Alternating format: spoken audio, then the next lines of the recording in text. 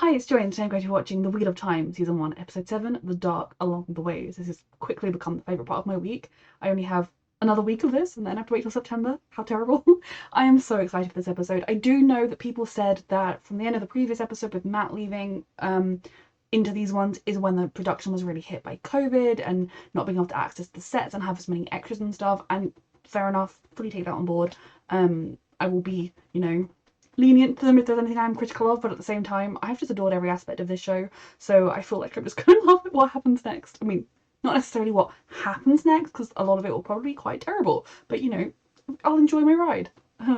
I am so excited, that they're all together, obviously barring Matt, who someone on my Patreon very kindly told me that he has been recast going into the next season, which, fair enough. And like I did say at the end of the last one, if it had to be any of them, as much as I think realistically they all would have gone through, which I understand that people are obviously upset with that plot change, though they couldn't be helped.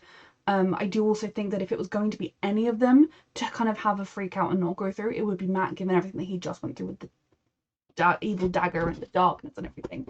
Like, I feel like narratively there is a way they can probably weave that back in and then just pick up where he left off. I have no idea how Integrity was meant to be to the next episodes, but yes, I am so ready. Very stressed as well, because you had Yamansi saying like, oh, if you take them all through the ways to the eye of the world, it's death sentence for the ones who aren't the dragon.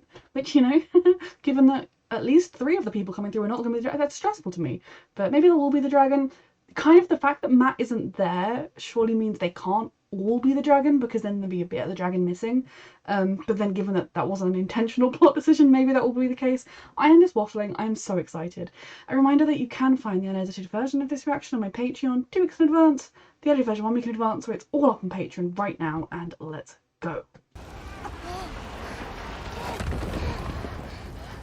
Who and what and where and why? Also when?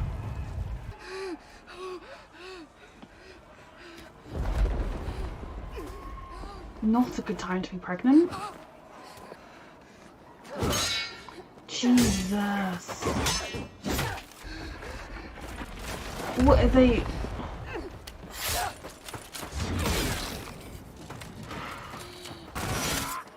Does she have red hair under that? Fuck.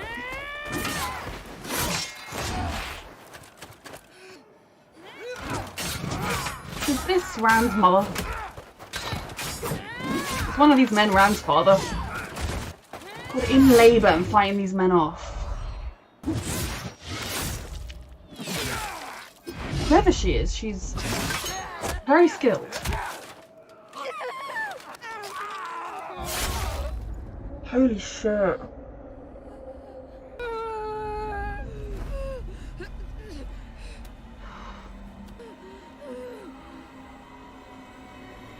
That's the sword. That's Rand's dad's sword, right? That was how Rand came into the world. That's what I'm currently assuming. You need to open it again. And that maybe the dad, was some kind of a soldiery person and then went into hiding, either with the mother and the baby or just with the baby, because he was like, I don't want to kill a baby. Who knows? I'm intrigued. You really think he's ready for what lies ahead? Of course he is. I think he could have You been. already wasted too much time. And I do think he'll be regretting his choice pretty much about now, but Spoilers. it's too late. And I'm guessing he's not the dragon. We didn't leave him. He left you. He left us. You don't actually believe that, do you? And what are we going to do? He did choose not to We come can't into the open the way room. We can't. When this is all over, we'll find him. I agree. I promise you that. Think of everything impossible we've survived so far. I think I'll just take a really long overland route, thanks. The ways don't seem that much fun to me. What if it's him? Matt, there's an inherent darkness within him. He was drawn to the dagger, and it was feeding on An him. inherent darkness. And the one thing that we cannot afford is for the dragon to turn to the shadow. I have to believe, from what I've seen, ultimately Matt has a good heart, but when push comes to shove, I think everyone has darkness in them, and who knows? He's definitely one of the more vulnerable, going into all of this, he was one of the ones with the most kind of darkness in his life, to be the most vulnerable to darkness as a result. You were scowling. I bet I'm pouting.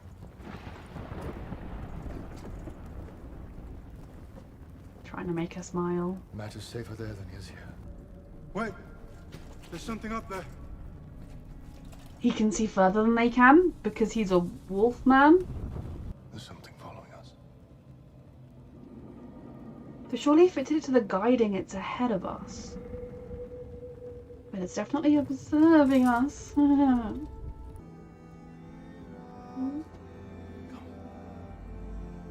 Take comfort while you can, my loves. The road ahead is not going to be easy, so take whatever small comforts we can in this creepy place. If he didn't wake up, I was going to say for sure she was dreaming. Oh fuck.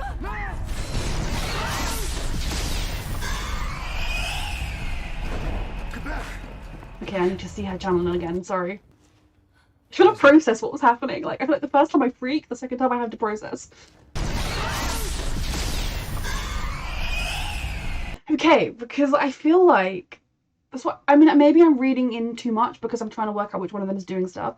She like panicked and kind of just went like that and was like defensively channeling, and then you saw Rand's hand go like that, and then the creature went flying. So I'm like, did he push her channeling at the creature? Did he do his own channeling because he is dragon, or was it just?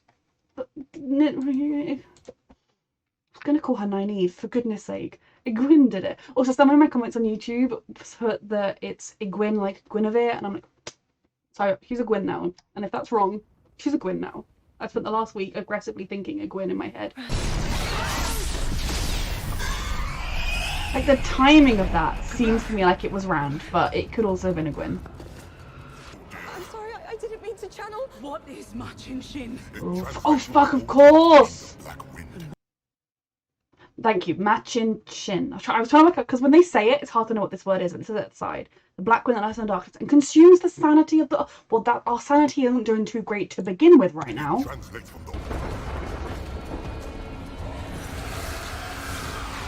Was that the peddler dude? Oh, it's reached us. You're wrong about everything. You'll murder these children and call it heroism. Fool. Egwene will never love you as much as you love her. She loved you once, and she'll leave you again. You wanted Layla dead, out of the world because you Loved another woman more than your wife. You'll watch her die.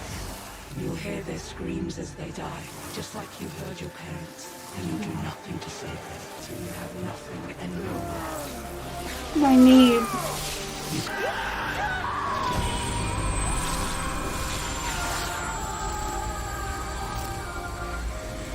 I mean, if she's not a dragon, she is beyond freaking powerful. Okay. I mean, we are now just in a very random spot. It's all good. Okay, so hearing their innermost thoughts was obviously very upsetting for all of them. The one that had the most revealing to me was Perrin. The idea that he wanted her out of the way and he was in love with somebody else. They definitely, in the brief interactions we saw between him and his wife, they did seem a little bit strange, like maybe it wasn't the happiest of marriages, but I also don't think he wanted her dead. But if his dark thoughts are telling him you love someone else more than her, then maybe is he in love with somebody else? Did they get married too young and he kind of was thinking, oh, I wish I hadn't married her because I love Bob more. I call everyone Bob, but Bob's a man's name and I think it said another woman. Like, is that kind of part of why he's been feeling even, I mean, of course he's going to feel guilty regardless, but is it the idea of like a part of him wanted her out of the way? Of course he never would have wanted her out of the way in that way. You know, the rest of them, like Egwene worrying that she was a fraud and not good enough, Rand thinking, oh, Egwene's going to leave me again, she's never going to love me, Nynaeve thinking, oh, you would have lost Matt, you're going to lose the rest of them, Moiraine thinking, oh, you know, you're going to lose all of, like, you're leaving these children to their deaths, you think what you're doing is noble and it's not, Lan thinking, oh, you're going to watch her die. Like, those things are all like, there was, I mean, it was very upsetting to watch them have those thoughts screamed in their souls, but Perrin was the one that I feel like had the most new information, and that is an interesting added aspect to the grief and trauma he's going through. He didn't do anything wrong, as long as he, I mean, if he was cheating with this other woman, it will change my opinion of him, but he still wouldn't be someone who intentionally murdered his wife. now I wanted to like process that as soon as I heard it, but then I was like, no, in case someone dies in this game, I need to just wait. That went great. Well done, especially you, but we're all alive, you made it. That was not easy, that was brutal and traumatizing and triggering and... Where are we? Yes.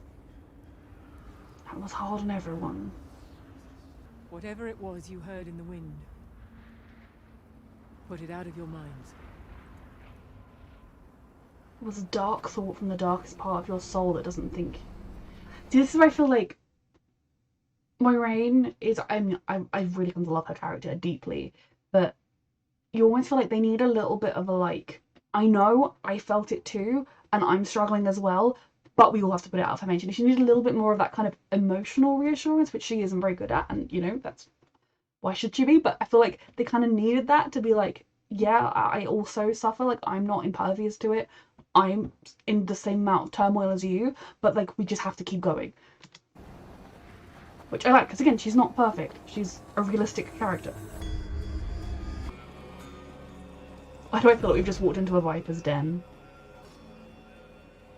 Did whoever was following them want them to have to leave here? Is that why it attacked when and where it did? To trigger one of them to use the one power and then make them come out where they did? This is definitely whoever's been lurking in the shadows and following them. I think it's the peddler dude from the start, but I never have a good enough look at him. And it's been so long since I saw that guy, I don't even know that I'd be confident it was him anyway. Boy, really. Matt Cawthon. And to whom should I send this message? The Red Aaaahhh. Well. Not sure how I feel about that. I mean, I get that, like, she has no way of knowing whether the darkness is still inside of him, whether he's channeling, whether he's running around. And I suppose if he's just living his best life, not hurting anyone, you know, being a charitable man, they can't do anything against him. They'll just, like, I don't know. But yeah, I mean, it's better to be safe than sorry, I suppose, given he didn't come with us. Forget about the whispers. None of it's true. None of it. It's his darkest fear, though. Maybe part of his deepest shame. That was... right? That was the dude. One I just saw Padden Fane walk past us. The peddler. Yes. Perrin. He has been following. Fane's dead. The way of the leaf is simple. Do no violence. Yeah, it really appealed to him, Followed didn't it it? would be much better off. I mean, if we revealed what you were, you'd be hounded every minute of the day. Ooh. I'm not threatening. I'm smiling.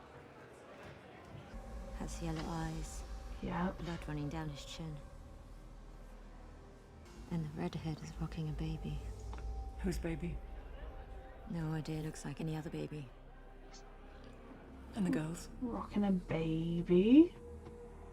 White flame. And a ring of gold.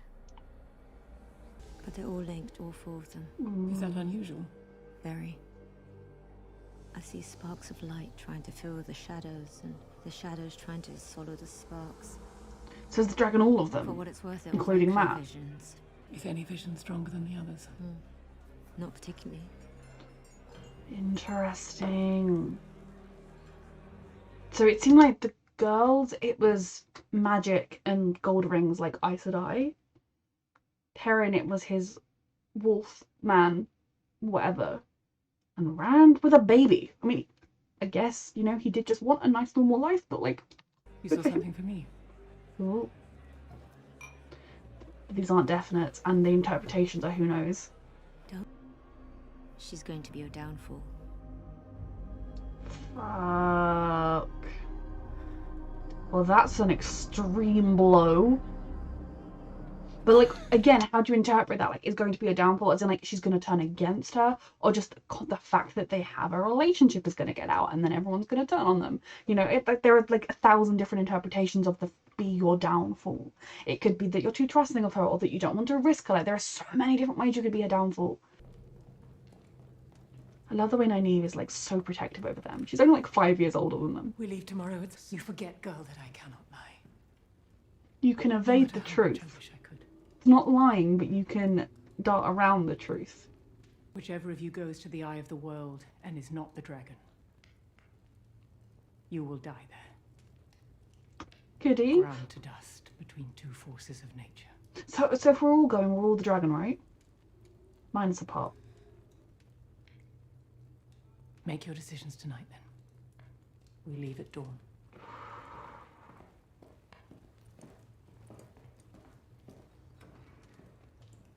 It's just so, I feel like Moiraine, obviously I think ultimately she will put what she believes is the right thing to do before everything else. But like, I do think she cares about these people and doesn't want to see them hurt because of her decisions or whatever.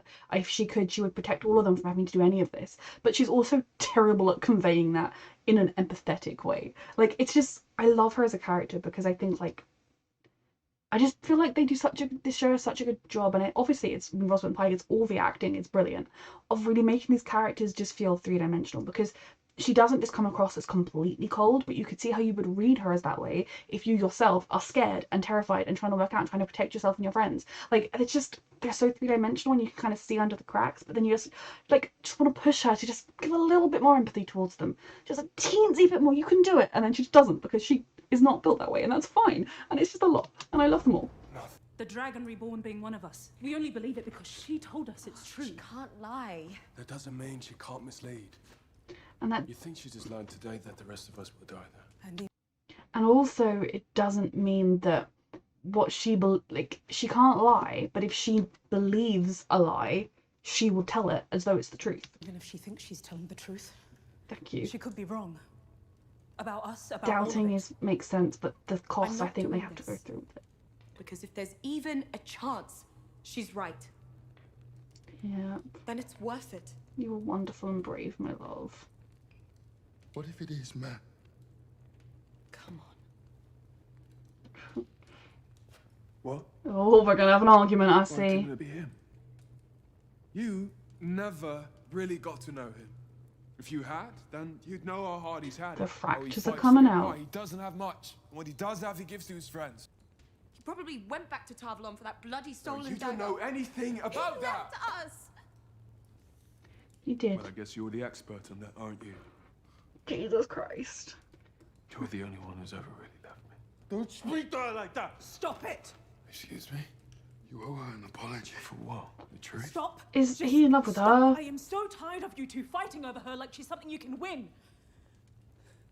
Fuck. I'm We're sorry. all hurting. What did you just say? It's been right in front of me this whole time. I never even noticed. Doesn't mean she likes him back. You proposed to Layla. That was the day Gwen and I got together. The Fuck. only woman I've ever loved was my wife. I do feel sorry for his wife if that's true. If she was his condolences second choice. This is not... These are some things that have been coming for a while, but it's not going great. These are conversations that kind of need to be had, but not like this. It's okay. We're all falling apart right now. Her braid, trying to cling on to who she is. Thinking, like, my brain, in the back of my brain is like working out. If Perrin has never acted on his feelings for Egwene, especially like while she was with Rand, then that's fine. He didn't cheat. It is shit if he proposed to Layla as though he loved her the most when he didn't. And I'm guessing that maybe some of the tension in their marriage was because she could kind of sense that she was second choice, not first choice. And maybe she wouldn't have married him if she'd known. But like, if there was no cheating, then that's just young people being idiots in love, like messed up young people. Proposing the day the girl he actually loves got with someone else is a bit shit. But again, if they never did anything, like if Egwene and Perrin have been doing all sorts behind Rand's back this entire time, and Layla's back obviously, rest in peace, then fuck them. But I don't get that impression. And I don't think Egwene is in love with him. Like, I think she loves Perrin. I think they are a close-knit group. And maybe she has always looked down on Matt a little bit because he steals and his parents are drunk. And if you don't know someone, it's very easy to just fall into the towns like, oh yeah, that's the loser family. That's not. But I also think right now she's very hurt because he left them. And maybe Gwen knew Perrin liked her, but just never acknowledged it because like it was too painful to do so. I don't know. But I don't get the vibe that they have been cheating all this time. I would think very differently of both of them if they have. But she did, yeah, she broke up with him and that was pretty brutal for him to go through. She was just making a life decision for herself, and I think in different circumstances it would have always hurt, but he probably would have come around to see it. Just right now their emotions are very high and none of them are acting their best. And I knew you shouldn't have said that. Nothing. You have to talk to people. Let him in. It's unlike you to dwell on the past. Does she think she's going to die? I feel I've taken everything from... I had nothing to live for. And nothing to die for. You have given me both. I believe him. He made choices. He knew what he was signing up for. Goodbyes you need to make in this city before we go. I like her, you know. The wisdom. Feeling may not be mutual on that front, but she knows you well. Because it's funny, because like you think about it, and you're like they just met, but at the same time, it's how many, like they've been over a month together. Like they've been together for such a long time that like you, and spending so much time together, you would really get to know someone quickly. It's not like you bump into someone at work for a couple of hours a day and falling in love with them in a month. It's very different kind of emotional stakes as well. Have a seat. She is beautiful. I noticed. Thank you for keeping my Daishan safe and bringing him home to me. She did. She did save his life. Massive. Thanks. It's lovely seeing this side of him as well. She is very sweet. Good night. I wondered what was going to happen there. Just, he trusts Moiraine. You clearly trust him. Very stressed, like someone's going to come in on him and attack him. Or Nynaeve's going to come in. Or someone's going to come in pretending to be Nynaeve. I trust nothing. Do you want me to go? Okay, this might actually be happening. I'm very suspicious of everything. Okay, he didn't want to push things with her. He didn't want to make a move, kiss her, make her feel like she had to do anything. And she came straight to him and still gave him the choice. This is very nice, but it makes me terrified. Why are we kissing in the penultimate episode and not the finale? I was scared. Honesty. I still am. I don't want to lose you.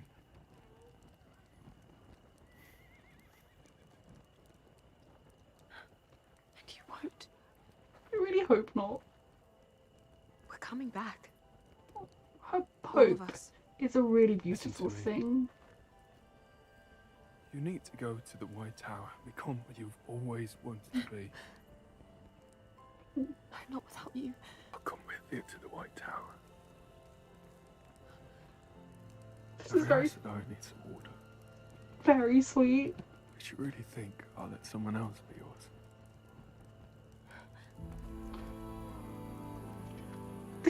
It's too sweet, like it's achingly sweet, hurting my soul, and it stresses me the frick out because I'm like, why are we having these beautiful moments now and not in the finale?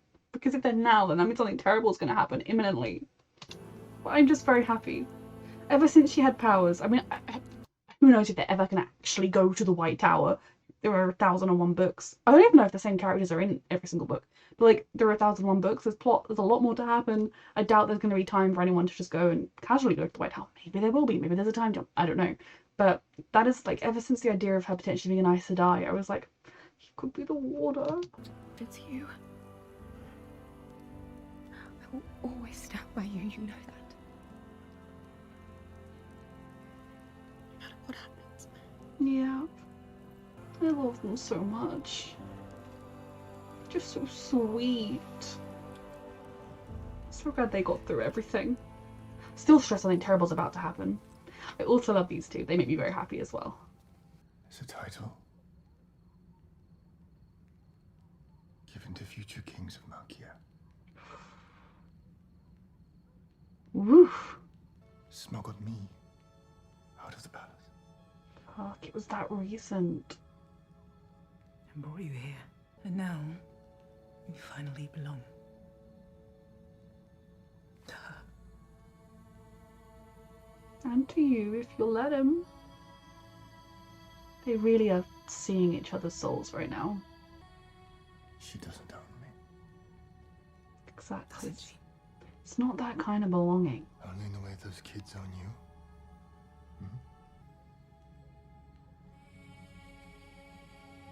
But you all need to treasure these moments while we have them.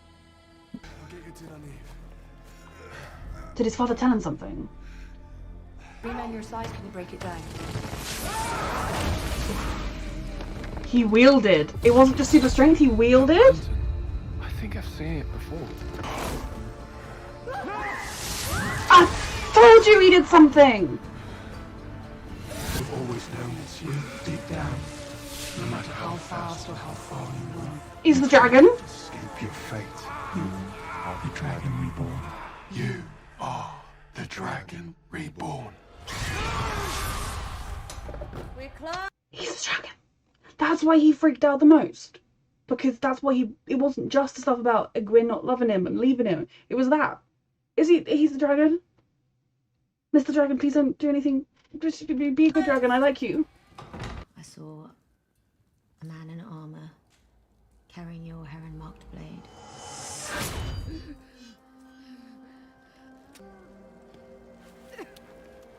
Fuck. And when I looked at him, I saw a baby born on the slopes of Dragon Mount. I knew it! Fuck. Who was she and why was she running? Did he know who she was beforehand? Like, I didn't mean to catch her. I carried it because he was like, oh. The man raised him. That baby was something impossible.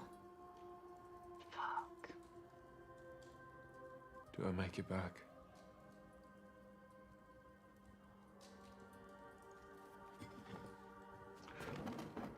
I didn't think so. Fuck. What did you decide?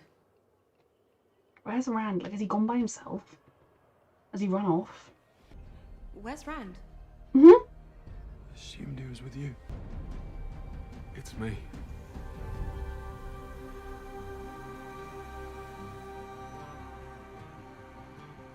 When we lost our bond.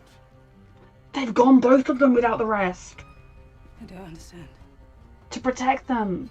She left. But we have to go through it to get to the Eye of the World. You can't go under it. You can't go over it. They have to go through it.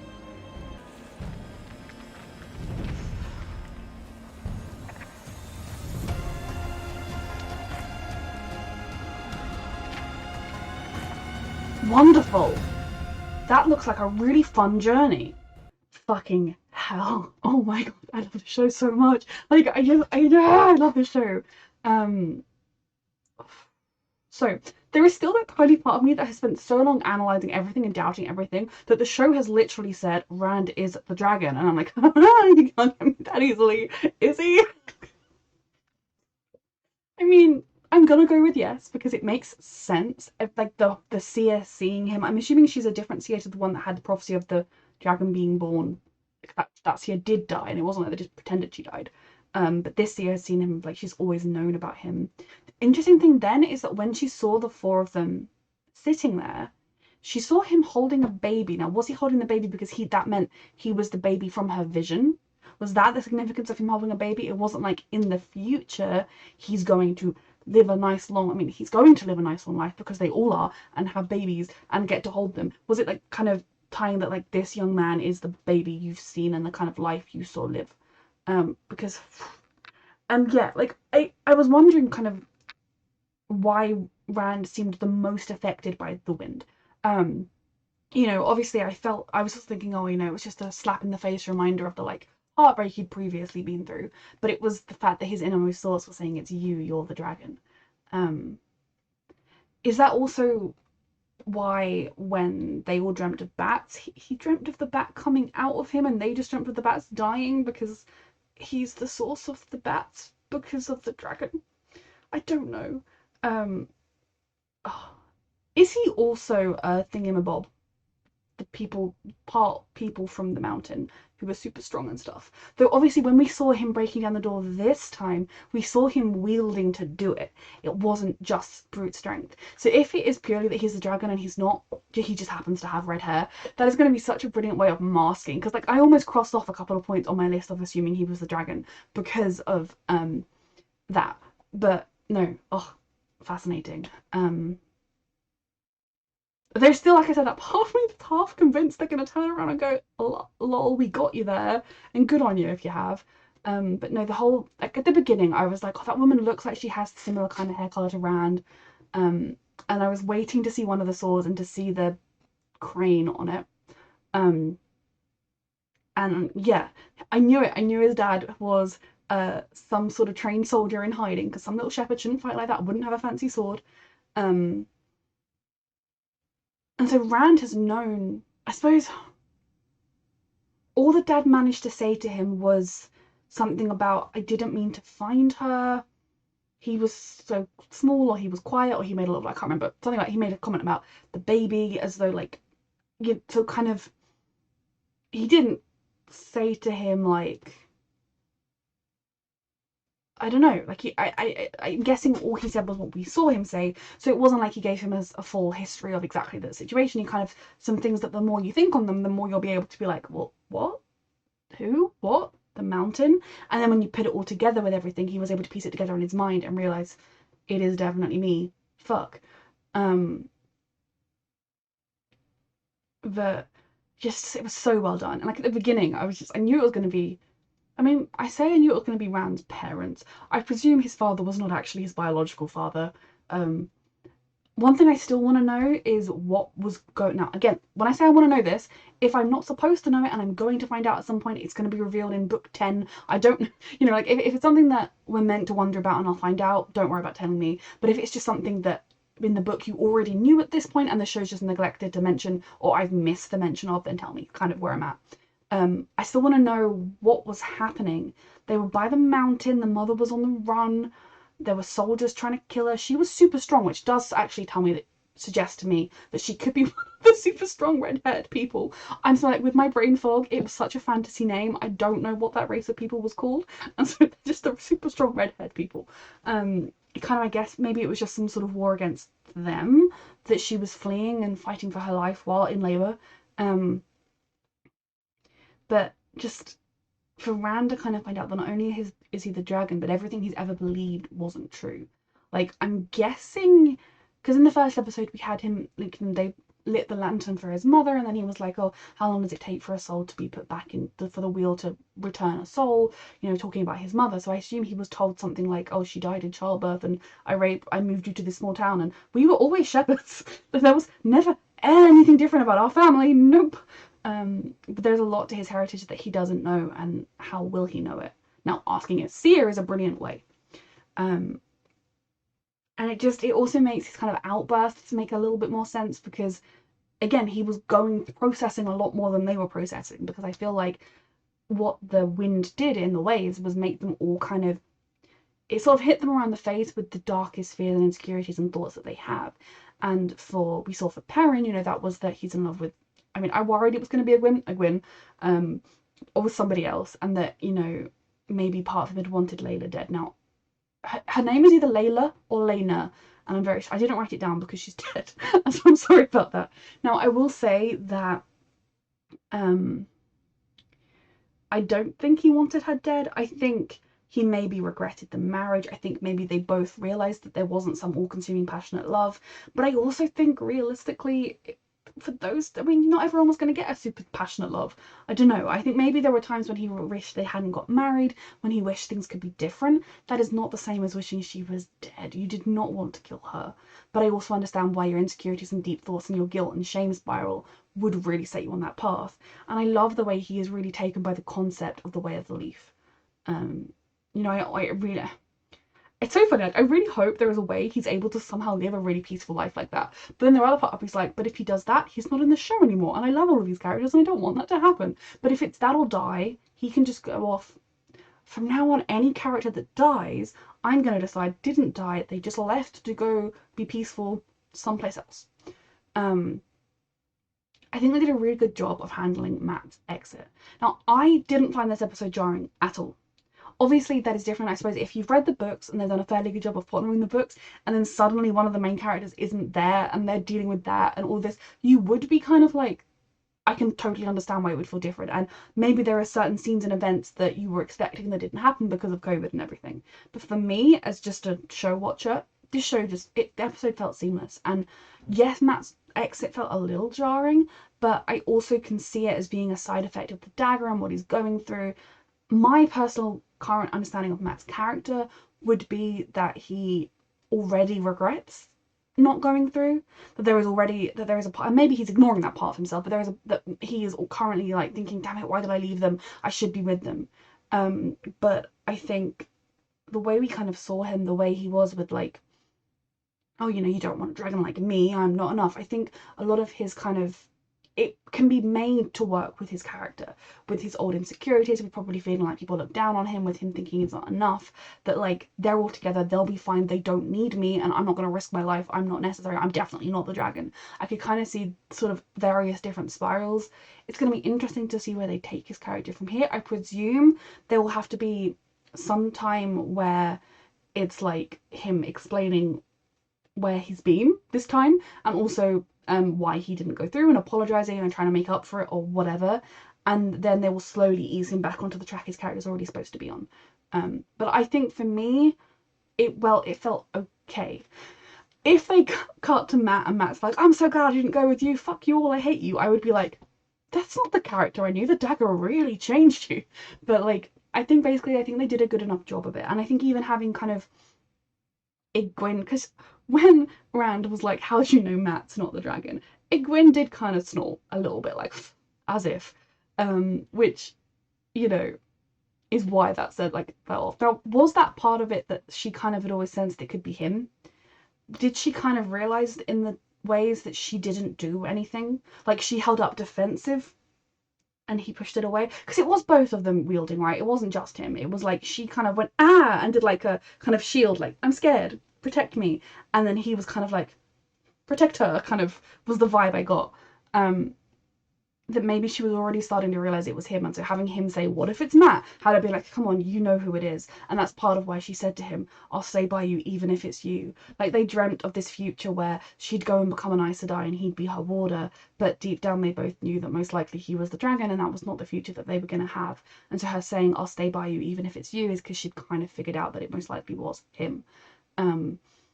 Is kind of where I'm at with that. It sort of was becoming like he was the only person left, but I did still think it could have been a Gwyn.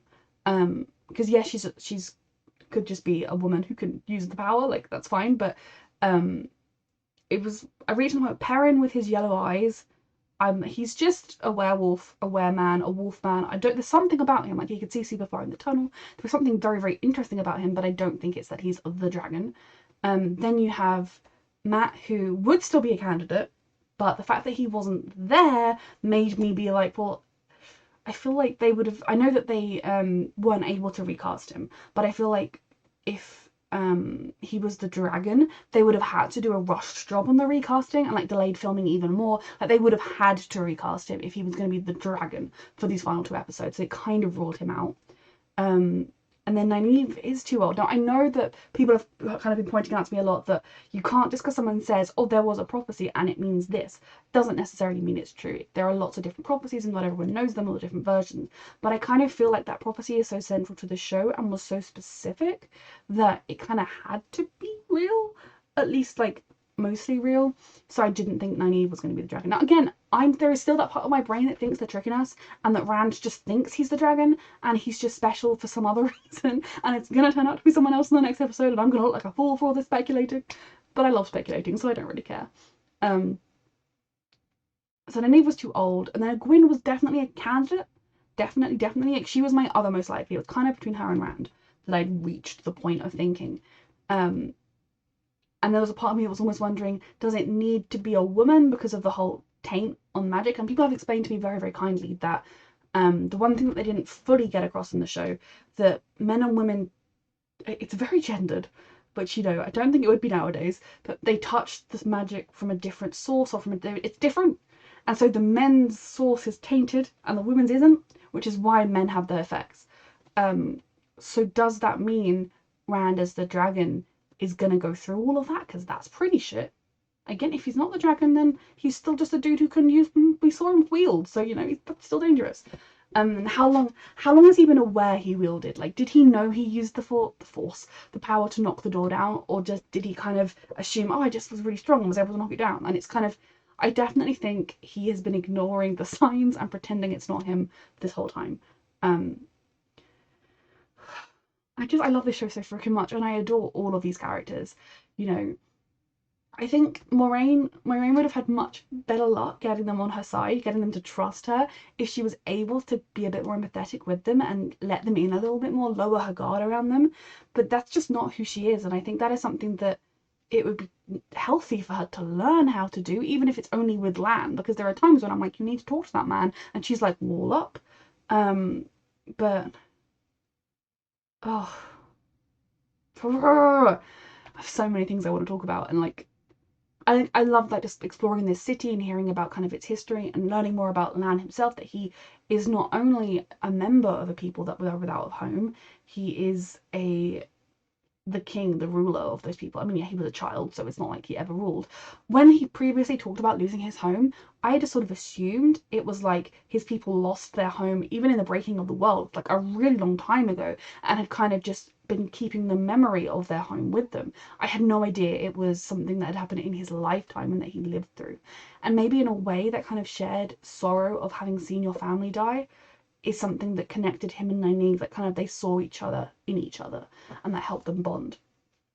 If this was a show set in like an office and those two were falling in love this quickly, I would be rolling my eyes a little bit. I'd be like, they can have a connection, they can be at the beginning, but that's quite quick.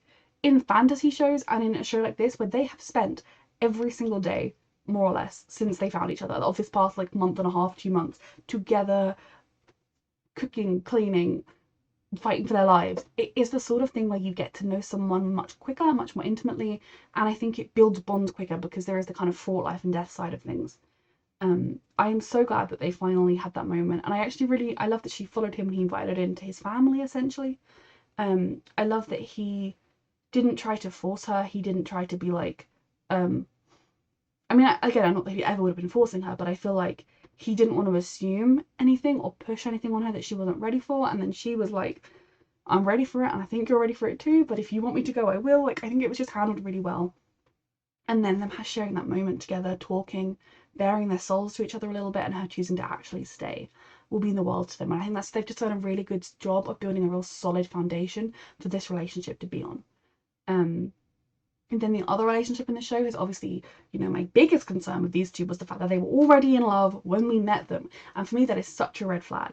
Not in a bad way. In some cases, it can be the case that if a couple is already together when you meet them, it's hard for me as the audience to care or to feel that love because you didn't watch them fall in love. You didn't see it develop. You weren't kind of with them every step of the way. It also can be the case in certain shows when they come back after a season and someone's just got a new partner and you're like, well, I don't know them. But they did such a brilliant job with Rand and Egwene I quite quickly was like, no, yeah, I feel like I've watched them fall enough. I've seen these children my whole life. And I was rooting for them to find a way to be together the whole way through. Or at the very least, find a way to be in each other's lives as friends if other choices were to be made. But I've been concerned from the very beginning because obviously when the other danger of a couple being together at the beginning is that they're not going to be by the end, and the fact that all the couples were being all nice and sweet and coupley in the penultimate episode, that was stressful. Did not sign up for that. And it can be out that Perrin is in love with Egwene. It is kind of awkward. He didn't deny it, so it's definitely true. But I also do think that he has never acted on it, and they're even like a worse person, a person who wasn't as lovely as Perrin. As much as, you know, he maybe made some bad choices in marrying someone when he was in love with someone else, but, you know, I think he was doing what he thought was his only best option at the time, and he messed up a bit, but, you know, a lesser man, a lesser person would have been like, oh, Egwene, We're on the road together all this time, and I definitely think Rand and Matt are dead. Shall we comfort each other? You know, would have maybe tried to, like, start winning her over during that time. Even though his wife was just dead, even though, like, who knows if Rand is alive or dead, and even if he's dead, he's just, you know, a worse person would have tried to do that, whereas he at no point has tried to force himself into their relationship, tried to make Egwene pick between them. He watched, like, she knew who he was, she fell for his friend, he fell for her back. Like, he has at no point tried to insert himself, and don't make it a love triangle. So far they haven't, like, they it's kind of like a mutual love and then a pining from afar. That's fine. That happens in the real world, I'm sure. But yeah, definitely the potential for messiness, but at the same time, I think it was handled realistically in that they all kind of, the tempers were raised, anger came out all over the place, because of course they do. When you are so far away from home, your entire life has changed, you don't even know who you are anymore, you already don't know where one of your friends is, so many people you know back home are dead, all of you could be about to march to your death, you're not going to be acting on your best behaviour, and none of them were. So I loved all the scenes between them. Like, I think it just, this group love each other so fiercely that when they fight, the fights are big. I genuinely feel like I'm losing track with, if I've missed a point that I meant to talk about, so if there's a point you're like, no, you didn't discuss the thingamajig, then I'm really sorry.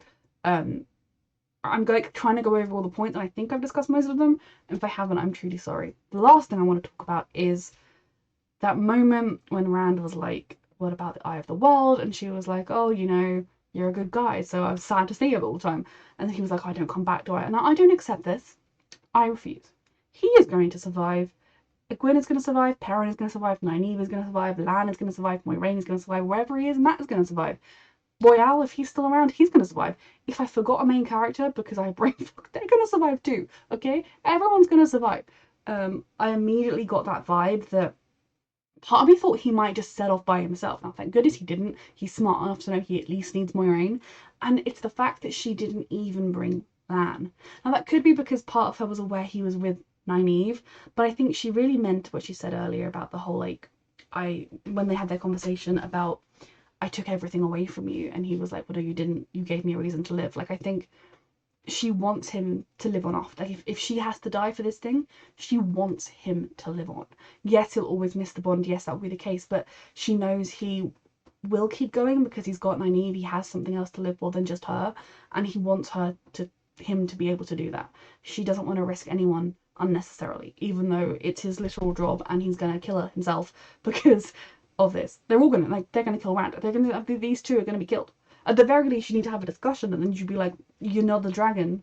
Though, actually, when she talks about how, Moiraine, she just thinks she's walking to her own death, because it's anybody who's between the dragon and the Dark One will die. So, Moiraine is an Aes Sedai, which might mean she could do stuff, but does she also expect to die herself? I hadn't even thought of that. Fuck. Then there's the peddler dude. He was whistling in the caves. He was whistling around. Thank freaking goodness, Perrin was like, I think I just saw the peddler man. And then she's like, oh, he died. Did he die? Or did you just not see him again afterwards? And the reason you didn't see him again afterwards was because he was following us. He's definitely a dark friend. Maybe he's going to turn out to secretly be a good guy that's been waiting to see if we needed him. But I don't think so. He is definitely a bad guy. He was so he just did not care during the Trolloc attack at the Two Rivers. We've seen a silhouette of someone dressed similarly throughout. Perrin finally, like, who is he? Where is he? Is he going to still be in the town with the others? Is he going to be following Rand and Moiraine? Is he already ahead of them? Is he? Where is he? I'm stressed, okay? There's one episode left, and I adore this show so much, and then I have to wait till September, and that is stressful, because, you know, it's like a month, 2 months away. You might have had to wait like 2 years. I have to wait 2 months, and that's terrible. A reminder that you can find all of these episodes unedited and edited on my Patreon, and thank you so much for watching.